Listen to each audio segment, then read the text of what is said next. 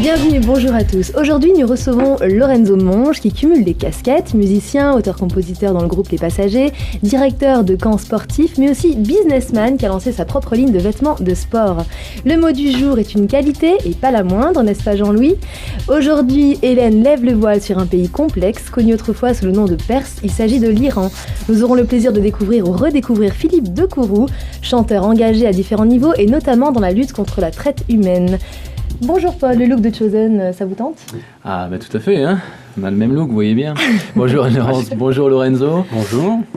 Alors effectivement, en parlant du look, on va commencer par là. On va être gentil, vous avez un look en marge du milieu évangélique, sans que ça vous empêche pour autant d'être pasteur, missionnaire.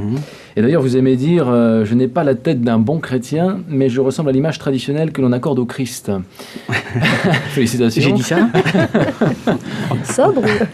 En tout cas, la manière qu'on le montre habituellement, quoi. Hélène nous a rejoint, bonjour. Aujourd'hui, c'est l'Iran qui est à l'honneur.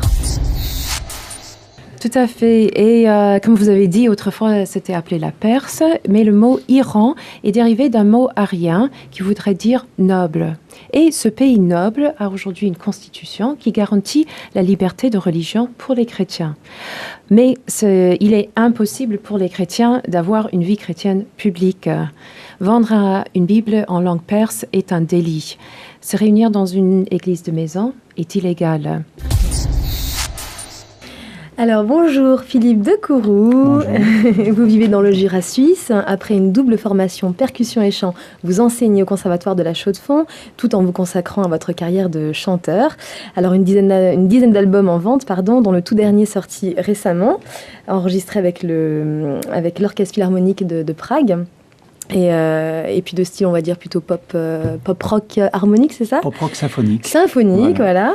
Alors, pour revenir un peu à votre parcours à vous, vous avez trouvé la foi par le biais de votre petite amie, qui est aujourd'hui votre épouse. Ma meilleure moitié. Voilà, votre meilleure moitié, très bien dit.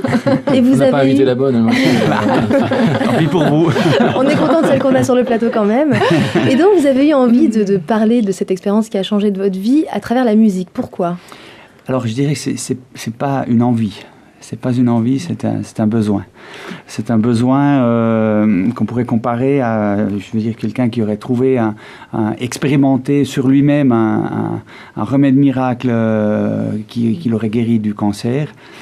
Si la personne est un peu humaine, un petit peu a des sentiments humains, donc très naturellement, elle va éprouver le besoin de soulager les milliers ou les millions de personnes qui souffriraient du même problème qu'elle a eu. Pas besoin des chaînes, pas besoin de détours pour affronter les regards. J'ai connu la haine, rançon de l'amour dans mon histoire. J'ai peur de vivre tes silences, d'oublier le son de ta voix, m'égarer loin de ta présence. J'ai peur de tout, j'ai peur de moi. Sans toi